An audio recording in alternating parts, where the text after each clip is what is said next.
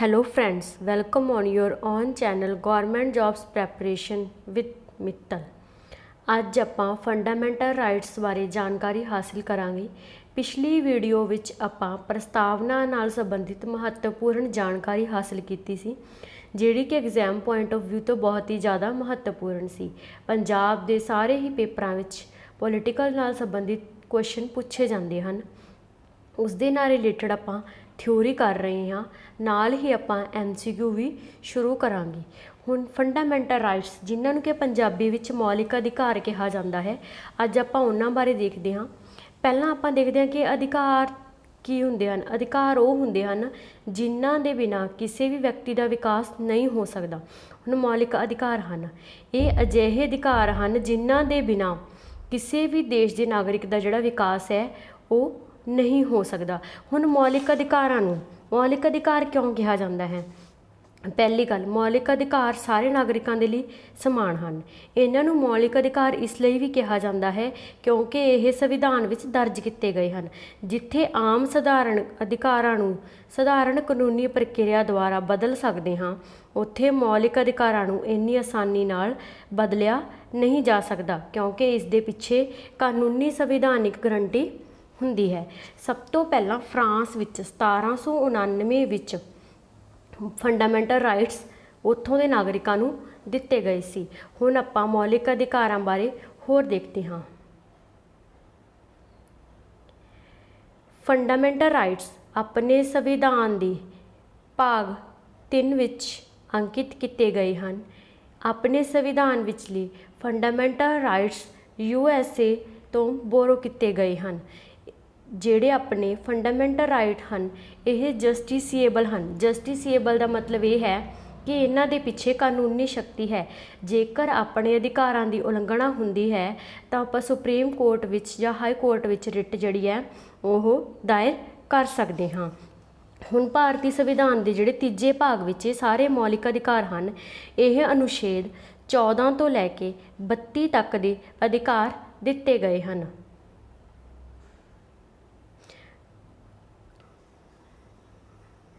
ਜਦੋਂ ਆਪਣੇ ਸੰਵਿਧਾਨ ਵਿੱਚ ਫੰਡਾਮੈਂਟਲ ਰਾਈਟ ਲਾਗੂ ਕੀਤੇ ਗਏ ਸੀ, ਉਸ ਟਾਈਮ ਆਪਣੇ ਸੰਵਿਧਾਨ ਵਿੱਚ 7 ਮੌਲਿਕ ਅਧਿਕਾਰ ਸਨ। ਪਰ 44ਵੀਂ ਅਮੈਂਡਮੈਂਟ ਜਿਹੜੀ ਕਿ 1978 ਵਿੱਚ ਹੋਈ, ਉਸ ਦੇ ਤਹਿਤ ਮੌਲਿਕ ਅਧਿਕਾਰ 6 ਰਹਿ ਗਏ ਹਨ। ਉਹਨਾਂ ਵਿੱਚੋਂ ਕਿਹੜਾ ਅਧਿਕਾਰ ਹੈ ਜਿਹੜਾ ਖਾਰਿਜ ਕੀਤਾ ਗਿਆ ਹੈ? ਉਹ ਹੈ ਪ੍ਰੋਪਰਟੀ ਦਾ ਰਾਈਟ। ਇਹਨੂੰ ਮੌਲਿਕ ਅਧਿਕਾਰ ਤੋਂ ਕਾਨੂੰਨੀ ਅਧਿਕਾਰ ਬਣਾ ਦਿੱਤਾ ਗਿਆ ਹੈ। ਇਸ ਪ੍ਰਕਾਰ ਅਸੀਂ ਕਹਿ ਸਕਦੇ ਹਾਂ ਇਸ ਟਾਈਮ ਆਪਣੇ ਸੰਵਿਧਾਨ ਵਿੱਚ 6 ਫੰਡਾਮੈਂਟਲ ਰਾਈਟ ਹਨ। ਹੁਣ ਆਪਾਂ ਅੱਗੇ ਦੇਖਦੇ ਹਾਂ। ਸਭ ਤੋਂ ਪਹਿਲਾ ਜਿਹੜਾ ਰਾਈਟ ਹੈ ਉਹ ਹੈ ਰਾਈਟ ਟੂ ਇਕੁਐਲਿਟੀ, ਯਾਨੀ ਕਿ ਸਮਾਨਤਾ ਦਾ ਅਧਿਕਾਰ। ਇਹ ਆਰਟੀਕਲ 14 ਤੋਂ ਲੈ ਕੇ 18 ਤੱਕ ਹਨ। ਹੁਣ ਆਪਾਂ ਇਸ ਵਿੱਚ ਸਮਝਦੇ ਹਾਂ ਕਿ ਸਮਾਨਤਾ ਦੇ ਅਧਿਕਾਰ ਵਿੱਚ ਕਿਹਾ ਕੀ ਗਿਆ। ਸੰਵਿਧਾਨ ਨਿਰਮਾਤਾਵਾਂ ਨੇ ਸਮਾਨਤਾ ਦੇ ਅਧਿਕਾਰ ਨੂੰ ਇਸ ਲਈ ਪਹਿਲ ਦਿੱਤੀ ਕਿਉਂਕਿ ਉਸ ਸਮੇਂ ਭਾਰਤੀ ਸਮਾਜ ਵਿੱਚ ਭਿੰਨ-ਭਿੰਨ ਅਸਮਾਨਤਾਵਾਂ ਦੀ ਭਰਮਾਰ ਸੀ। ਇਸ ਲਈ ਇਸ ਅਧਿਕਾਰ ਅਧੀਨ ਨਾਗਰਿਕਾਂ ਨੂੰ ਹੇਠ ਦਿੱਤੀਆਂ ਸਾਰੀਆਂ ਸਮਾਨਤਾਵਾਂ ਪ੍ਰਦਾਨ ਕੀਤੀਆਂ ਗਈਆਂ ਹਨ। ਦੇਖੋ, ਸਭ ਤੋਂ ਪਹਿਲੀ ਸਮਾਨਤਾ ਕੀ ਹੈ? ਕਾਨੂੰਨ ਦੇ ਸਾਹਮਣੇ ਸਮਾਨਤਾ। ਉਸ ਤੋਂ ਬਾਅਦ ਧਰਮ, ਜਾਤ ਅਤੇ ਭਾਸ਼ਾ ਦੇ ਆਧਾਰ 'ਤੇ ਕਿਸੇ ਨਾਲ ਕੋਈ ਭੇਦਭਾਵ ਨਹੀਂ, ਸਭ ਨੂੰ ਬਰਾਬਰ ਦਾ ਰੁਜ਼ਗਾਰ ਦੇਣਾ, ਛੂਤ-ਛਾਤ ਦੀ ਮਨਾਹੀ ਕੀਤੀ ਗਈ ਹੈ ਅਤੇ ਉਪਾਧੀਆਂ ਦਾ ਜਿਹੜਾ ਇਹਦੇ ਵਿੱਚ ਖਾਤਮਾ ਕੀਤਾ ਗਿਆ। ਹੁਣ ਆਪਾਂ ਇਹਦੇ ਆਰਟੀਕਲ ਦੇਖੋ। ਜਿਹੜਾ ਕਾਨੂੰਨ ਦੇ ਸਾਹਮਣੇ ਸਮਾਨਤਾ, ਇਹ ਆਰਟੀਕਲ 14। ਧਰਮ ਦੇ ਜਾਤ ਦੇ ਆਧਾਰ 'ਤੇ ਕਿਸੇ ਨਾਲ ਕੋਈ ਵਿਤਕਰਾ ਨਹੀਂ, ਇਹ 15। ਰੁਜ਼ਗਾਰ ਬਰਾਬਰ, ਇਹ 16। ਛੂਤ-ਛਾਤ ਦੀ ਮਨਾਹੀ ਆਰਟੀਕਲ 17 ਅਤੇ ਉਪਾਧੀਆਂ ਨਹੀਂ, ਉਹ ਹੈਗਾ ਆਰਟੀਕਲ 18। ਇਸ ਪ੍ਰਕਾਰ ਸਮਾਨਤਾ ਦੇ ਅਧਿਕਾਰ ਵਿੱਚ 14 ਤੋਂ 18 ਤੱਕ ਸਾਰੇ ਸਮਾਨਤਾ ਦੇ ਅਧਿਕਾਰ ਦਿੱਤੇ ਗਏ ਹਨ। ਹੁਣ ਕਾਨੂੰਨ ਦੇ ਸਾਹਮਣੇ ਸਮਾਨਤਾ ਤੋਂ ਕੀ ਭਾਵ ਹੈ? ਇਹਦੇ ਵਿੱਚ ਕੀ ਹੈ ਵੀ ਜਿਹੜੇ ਵੀ ਕਾਨੂੰਨ ਲਾਗੂ ਹੋਣਗੇ ਉਹ ਸਾਰਿਆਂ ਲਈ ਸਮਾਨ ਹੋਣਗੇ।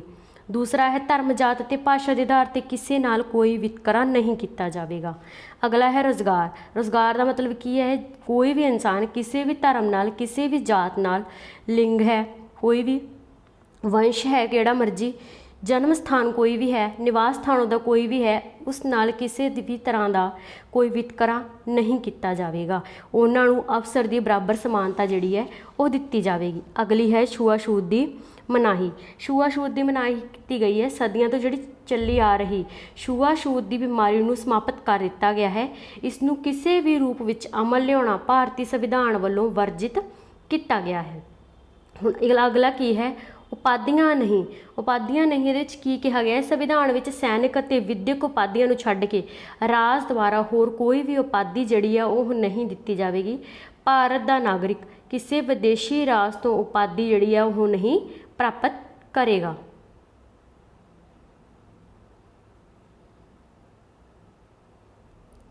ਅਗਲਾ ਆਪਣਾ ਮੌਲਿਕ ਅਧਿਕਾਰ ਹੈ ਰਾਈਟ ਟੂ ਇਕੁਐਲਿਟੀ ਤੋਂ ਬਾਅਦ right to freedom. Right to freedom ਜਿਹੜਾ ਹੈ ਇਹ ਆਰਟੀਕਲ 19 ਤੋਂ 22 ਤੱਕ ਹੈ। ਇਹਦੇ ਵਿੱਚ ਦੇਖੋ ਸਭ ਤੋਂ ਪਹਿਲਾਂ ਕੀ ਕਿਹਾ ਗਿਆ? ਸ਼ਾਂਤੀਪੂਰਵਕ ਇਕੱਠੇ ਹੋਣ ਦੀ ਆਜ਼ਾਦੀ ਹੈ। ਉਸ ਤੋਂ ਬਾਅਦ ਇੱਕ ਕ੍ਰਾਈਮ ਲਈ ਇੱਕ ਸਜ਼ਾ ਹੋਵੇਗੀ। ਉਸ ਤੋਂ ਬਾਅਦ ਕੀ ਹੈ? ਆਦਰ ਨਾਲ ਰਹਿਣਾ, ਮਤਲਬ ਵੀ ਆਪਦਾ ਜੀਵਨ ਆਪ ਬਚਾਉਣਾ। ਗ੍ਰਿਫਤਾਰ ਕਰਨ ਦਾ ਕਾਰਨ ਆਪਾਂ ਪੁੱਛ ਸਕਦੇ ਹਾਂ ਵੀ ਸਾਨੂੰ ਕਿਉਂ ਗ੍ਰਿਫਤਾਰ ਕੀਤਾ ਗਿਆ ਹੈ। ਹੁਣ ਦੇਖੋ ਸਮਾਨਤਾ ਦਾ ਅਧਿਕਾਰ ਆਪਾਂ ਪਹਿਲਾਂ ਕਰ ਚੁੱਕੇ ਹਾਂ। ਸਮਾਨਤਾ ਤੋਂ ਬਾਅਦ ਕੀ ਕੀਤਾ ਗਿਆ ਹੈ? ਆਪਣੇ ਸੰਵਿਧਾਨ ਰਚਨਹਾਰਿਆਂ ਨੇ ਸੁਤੰਤਰਤਾ ਦੇ ਅਧਿਕਾਰ ਨੂੰ ਮਹੱਤਵ ਦਿੱਤਾ ਗਿਆ ਹੈ। ਸੁਤੰਤਰਤਾ ਦਾ ਜਿਹੜਾ ਅਧਿਕਾਰ ਹੈ ਇਹ ਲੋਕਤੰਤਰ ਦਾ ਮੁੱਖ ਥੰਮ ਮੰਨਿਆ ਗਿਆ ਹੈ। ਇਸ ਵਿੱਚ ਕਿਹੜੀਆਂ ਸੁਤੰਤਰਤਾਵਾਂ ਪ੍ਰਦਾਨ ਕੀਤੀਆਂ ਗਈਆਂ ਨੇ ਉਹ ਦੇਖੋ। ਪਹਿਲੀ ਹੈ ਸ਼ਾਂਤੀਪੂਰਵਕ ਇਕੱਠੇ ਹੋਣ ਦੀ। ਦੂਸਰੀ ਹੈ ਇੱਕ ਕ੍ਰਾਈਮ ਲਈ ਇੱਕ ਹੀ ਸਜ਼ਾ ਦਿੱਤੀ ਜਾਵੇਗੀ। ਉਸ ਤੋਂ ਅਗਲੀ ਹੈ ਵੀ ਜੀਵਨ ਬਚਾਉਣਾ, ਮਤਲਬ ਕੀ ਹੈ ਵੀ ਪਰਸਨਲ ਲਿਬਰਟੀ ਮਨੁੱਖ ਨੂੰ ਦਿੱਤੀ ਗਈ ਹੈ। ਆਪਦੀ ਪ੍ਰਾਈਵੇਸੀ ਨਾਲ ਜੀਣ ਦਾ ਜਿਹੜਾ ਅਧਿਕਾਰ ਹੈ ਉਹ ਮਨੁੱਖ ਨੂੰ ਦਿੱਤਾ ਗਿਆ ਹੈ। ਉਸ ਤੋਂ ਬਾਅਦ ਕੀ ਹੈ ਵੀ ਜੇਕਰ ਕਿਸੇ ਵੀ ਇਨਸਾਨ ਨੂੰ ਗ੍ਰਿਫਤਾਰ ਕੀਤਾ ਜਾਂਦਾ ਹੈ ਤਾਂ ਉਹਨੂੰ ਉਸ ਦਾ ਕਾਰਨ ਪੁੱਛ ਸਕਦਾ ਹੈ ਅਤੇ 24 ਘੰਟੇ ਦੇ ਅੰਦਰ ਅੰਦਰ ਉਹਨੂੰ ਮੈਜਿਸਟ੍ਰੇਟ ਦੇ ਸਾਹਮਣੇ ਪੇਸ਼ ਕੀਤਾ ਜਾਣਾ ਚਾਹੀਦਾ ਹੈ। ਅਤੇ ਜਿਹੜੇ ਇਹਦੇ ਆਰਟੀਕਲ ਨੇ ਦੇਖੋ ਸ਼ਾਂਤੀਪੂਰਵਕ ਇਕੱਠੇ ਹੋਣ ਦਾ ਆਰਟੀਕਲ ਜਿਹੜਾ ਹੈ 19 ਹੈ। ਕ੍ਰਾਈਮ ਦੀ ਜਿਹੜੀ ਸਜ਼ਾ ਹੈ ਇਹ ਆਰਟੀਕਲ 20 ਹੈ। ਆਦਰ ਨਾਲ ਰਹਿਣ ਵਾਲਾ ਇਹ 21 ਹੈ। ਗ੍ਰਿਫਤਾਰ ਕਰਨ ਦਾ ਜਿਹੜਾ ਕਾਰਨ ਪੁੱਛੇਗਾ ਇਹ ਆਰਟੀਕਲ 22 ਹੈ। ਇਸ ਪ੍ਰਕਾਰ 19 ਤੋਂ 22 ਤੱਕ ਆਪਣੇ ਸੁਤੰਤਰਤਾ ਦੇ ਅਧਿਕਾਰ ਜਿਹੜੇ ਨੇ ਉਹ ਦੱਸੇ ਗਏ ਹਨ। ਉਸ ਤੋਂ ਅੱਗੇ ਆਪਾਂ ਦੇਖਦੇ ਹਾਂ ਅਗਲਾ ਹੈ ਰਾਈਟ ਟੂ ਐਕਸਪਲੋਇਟੇਸ਼ਨ, ਯਾਨੀ ਕਿ ਸ਼ੋਸ਼ਣ ਦੇ ਵਿਰੁੱਧ ਅਧਿਕਾਰ। ਜਿਹੜਾ ਇਹਦਾ ਆਰਟੀਕਲ ਹੈ ਉਹ ਹੈ 23 ਤੋਂ 24 ਤੱਕ। ਇਹਦੇ ਵਿੱਚ ਕੀ ਕਿਹਾ ਗਿਆ ਹੈ? ਭਾਰਤੀ ਸੰਵਿਧਾਨ ਵਿੱਚ ਮਨੁੱਖ ਦਾ ਵਪਾਰ ਅਤੇ ਬਿਨਾਂ ਵੇਤਨ ਜਬਰੀ ਕੰਮ ਕਰਾਉਣ ਦੀ ਮਨਾਹੀ ਕੀਤੀ ਗਈ ਹੈ। ਇਸ ਦੀ ਉਲੰਘਣਾ ਕਰਨ ਵਾਲੇ ਨੂੰ ਕਾਨੂੰਨ ਅਨੁਸਾਰ ਸਜ਼ਾ ਜਿਹੜੀ ਹੈ ਉਹ ਦਿੱਤੀ ਜਾਵੇਗੀ। ਇਹਦੇ ਵਿੱਚ ਕੀ ਹੈ? ਮਾਨਵ ਤਸਕਰੀ ਨਹੀਂ ਕਰਵਾ ਸਕਦੇ ਉਹ, ਬਾਲ ਮਜ਼ਦੂਰੀ ਨਹੀਂ ਕਰਵਾ ਸਕਦੇ। 14 ਸਾਲ ਤੋਂ ਘੱਟ ਉਮਰ ਦੇ ਬੱਚਿਆਂ ਨੂੰ ਕਿਸੇ ਵੀ ਕਾਰਖਾਨੇ ਵਿੱਚ ਅਜਿਹੇ ਕੰਮ 'ਤੇ ਨਹੀਂ ਲਗਾਇਆ ਜਾਵੇਗਾ ਜਿੱਥੇ ਉਹਨਾਂ ਦਾ ਵਿਕਾਸ ਰੁਕ ਜਾਵੇ। ਇਸ ਪ੍ਰਕਾਰ ਦੇ ਜਿਹੜੇ ਅਧਿਕਾਰ ਹਨ ਇਹ ਆਪਾਂ ਨੂੰ ਸ਼ੋਸ਼ਣ ਦੇ ਵਿਰੁੱਧ ਅਧਿਕਾਰਾਂ ਦੇ ਵਿੱਚ ਦਿੱਤੇ ਗਏ ਹਨ। ਹੁਣ ਆਪਾਂ ਆਪਣੇ ਅਗਲੇ ਅਧਿਕਾਰ ਦੇਖਦੇ ਹਾਂ। ਅੱਗੇ ਹੈ right to freedom of religion, ਮਤਲਬ ਕਿ ਧਾਰਮਿਕ ਸੁਤੰਤਰਤਾ ਦਾ ਜਿਹੜਾ ਅਧਿਕਾਰ ਹੈ ਉਹ ਦਿੱਤਾ ਗਿਆ ਹੈ। ਆਪਾਂ ਨੂੰ ਪਤਾ ਹੈ ਕਿ ਭਾਰਤ ਬਹੁਤ ਵੱਡਾ ਰਾਜ ਹੈ। ਇੱਕ ਸੰਵਿਧਾਨ ਦੁਆਰਾ ਭਾਰਤ ਨੂੰ ਧਰਮ ਨਿਰਪੱਖ ਰਾਜ ਕਿਹਾ ਗਿਆ ਹੈ। ਹੁਣ ਧਰਮ ਨਿਰਪੱਖ ਰਾਜ ਕੀ ਆਪਾਂ ਪਿਛਲੀ ਵੀਡੀਓ ਵਿੱਚ ਦੇਖਿਆ ਸੀ ਕਿ ਕਿਸੇ ਵੀ ਧਰਮ ਨੂੰ ਪਹਿਲ ਨਹੀਂ ਦਿੱਤੀ ਜਾਂਦੀ, ਸਗੋਂ ਸਾਰੇ ਧਰਮਾਂ ਨੂੰ ਬਰਾਬਰ ਦਾ ਅਧਿਕਾਰ ਦਿੱਤਾ ਜਾਂਦਾ ਹੈ, ਸਭ ਨੂੰ ਬਰਾਬਰ ਦਾ ਸਤਿਕਾਰ ਦਿੱਤਾ ਜਾਂਦਾ ਹੈ। ਅਜਿਹਾ ਰਾਜ ਕਿਸੇ ਵੀ ਧਰਮ ਵਿੱਚ ਦਖਲ ਨਹੀਂ ਦਿੰਦਾ, ਨਾ ਹੀ ਧਰਮ ਦੇ ਆਧਾਰ 'ਤੇ ਫੈਸਲੇ ਕਰਦਾ ਹੈ। ਹਰੇਕ ਨਾਗਰਿਕ ਨੂੰ ਕੋਈ ਵੀ ਧਰਮ ਅਪਣਾਉਣ ਦੀ, ਕਿਸੇ ਦਾ ਵੀ ਪ੍ਰਚਾਰ ਕਰਨ ਦੀ, ਧਰਮ ਦੇ ਨਾਂ 'ਤੇ ਚੰਦਾ ਇਕੱਠਾ ਕਰਨ ਦੀ ਜਿਹੜੀ ਖੁੱਲ੍ਹ ਹੈ ਉਹ ਦਿੱਤੀ ਗਈ ਹੈ। ਹੁਣ ਇਹਦੇ ਵਿੱਚ ਦੇਖੋ ਪੂਜਾ ਪਾਠ ਕਰਨ ਦੀ ਸੁਤੰਤਰਤਾ ਆ ਗਈ, ਧਾਰਮਿਕ ਕਾਰਜਕ੍ਰਮ ਕਰ ਸਕਦੇ ਨੇ, ਧਰਮ ਦੇ ਆਧਾਰ 'ਤੇ ਕਿਸੇ ਤੋਂ ਕਿਸੇ ਪ੍ਰਕਾਰ ਦਾ ਕੋਈ ਟੈਕਸ ਨਹੀਂ ਲਿਆ ਜਾਵੇਗਾ, ਧਾਰਮਿਕ ਸੰਸਥਾਵਾਂ ਨੇ ਜਿਹੜੀਆਂ ਉਹ ਆਪਣੀਆਂ ਖੋਲ੍ਹ ਸਕਦੇ ਨੇ। ਇਸ ਪ੍ਰਕਾਰ ਇਹ ਸਾਰੇ ਰਾਈਟਸ ਨੇ ਜਿਹੜੇ ਇਹ ਆਪਣੀ ਧਾਰਮਿਕ ਸੁਤੰਤਰਤਾ ਦੇ ਅਧਿਕਾਰ ਦੇ ਅਧੀਨ ਆਉਂਦੇ ਹਨ। ਹੁਣ ਆਪਾਂ ਆਪਣੇ ਅਗਲੇ ਰਾਈਟ ਦੇਖਦੇ ਹਾਂ।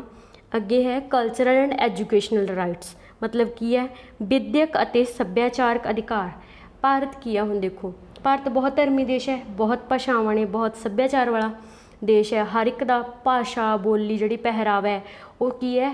ਸਭ ਦਾ ਅਲੱਗ ਅਲੱਗ ਹੈ। ਹੁਣ ਇਹਦੇ ਵਿੱਚ ਕੀ ਦੱਸਿਆ ਗਿਆ ਵੀ ਕੋਈ ਵੀ ਇਨਸਾਨ ਹੈ, ਕੋਈ ਵੀ ਧਰਮ ਹੈ, ਕੋਈ ਵੀ ਜਾਤ ਹੈ, ਉਹ ਕੀ ਹੈ? ਜਿਹੜੀ ਆਪਣੀ ਭਾਸ਼ਾ ਹੈ, ਬੋਲੀ ਹੈ, ਪਹਿਰਾਵਾ ਹੈ, ਖਾਣ ਪੀਣ ਹੈ, ਰੀਤੀ ਰਿਵਾਜ ਹੈ ਉਹਨਾਂ ਦੇ ਉਹ ਉਹਨਾਂ ਨੂੰ ਸੁਰੱਖਿਅਤ ਰੱਖ ਸਕਦਾ। ਹਰੇਕ ਸੰਪਰਦਾਇ ਨੂੰ ਇਹ ਅਧਿਕਾਰ ਦਿੱਤਾ ਗਿਆ, ਉਹ ਆਪਣੀ ਭਾਸ਼ਾ ਅਤੇ ਲਿਪੀ ਦੀ ਸੁਰੱਖਿਆ ਕਰ ਸਕਦਾ, ਉਹਨਾਂ ਨੂੰ ਉਹਦਾ ਵਿਕਾਸ ਕਰਨ ਦਾ ਜਿਹੜਾ ਅਧਿਕਾਰ ਹੈ ਉਹ ਦਿੱਤਾ ਗਿਆ ਹੈ।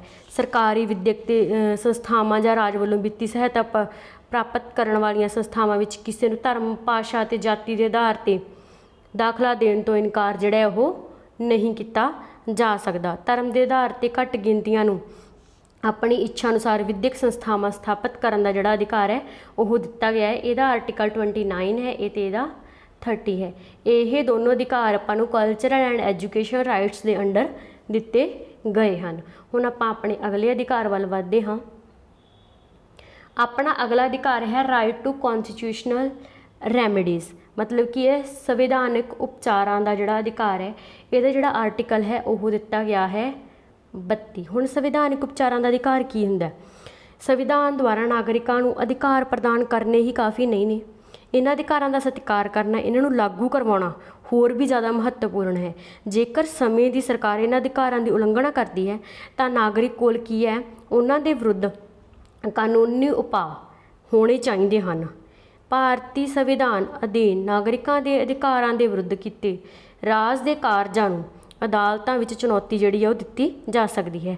ਭਾਰਤੀ ਨਾਗਰਿਕਾਂ ਦੇ ਇਸ ਅਧਿਕਾਰ ਨੂੰ ਸੰਵਿਧਾਨਕ ਉਪਚਾਰਾਂ ਦਾ ਅਧਿਕਾਰ ਕਿਹਾ ਜਾਂਦਾ ਹੈ, ਜਿਹੜਾ ਕਿ ਆਰਟੀਕਲ 32 ਦੇ ਵਿੱਚ ਦਿੱਤਾ ਗਿਆ ਹੈ। ਇਹ ਆਪਣੇ 14 ਤੋਂ ਲੈ ਕੇ 32 ਤੱਕ ਸਾਰੇ ਫੰਡਾਮੈਂਟਲ ਰਾਈਟਸ, ਜਿਨ੍ਹਾਂ ਨੂੰ ਕਿ ਮੌਲਿਕ ਅਧਿਕਾਰ ਕਹਿੰਦੇ ਹਾਂ, ਉਹ ਆਪਾਂ ਕੀਤੇ। ਅਗਲੀ ਵੀਡੀਓ ਵਿੱਚ ਆਪਾਂ ਪੋਲਿਟੀ ਦੇ ਹੋਰ ਮਹੱਤਵਪੂਰਨ ਟੌਪਿਕ ਕਰਾਂਗੇ, ਜਿਹੜੇ ਕਿ ਐਗਜ਼ਾਮ ਪੁਆਇੰਟ ਆਫ ਵਿਊ ਤੋਂ ਬਹੁਤ ਹੀ ਜ਼ਿਆਦਾ ਮਹੱਤਵਪੂਰਨ ਹੋਣਗੇ। ਆਪਣੇ ਚੈਨਲ ਨੂੰ ਲਾਈਕ, ਸਬਸਕ੍ਰਾਈਬ ਅਤੇ ਸ਼ੇਅਰ ਕਰਦੇ ਰਹੋ। Thank you so much.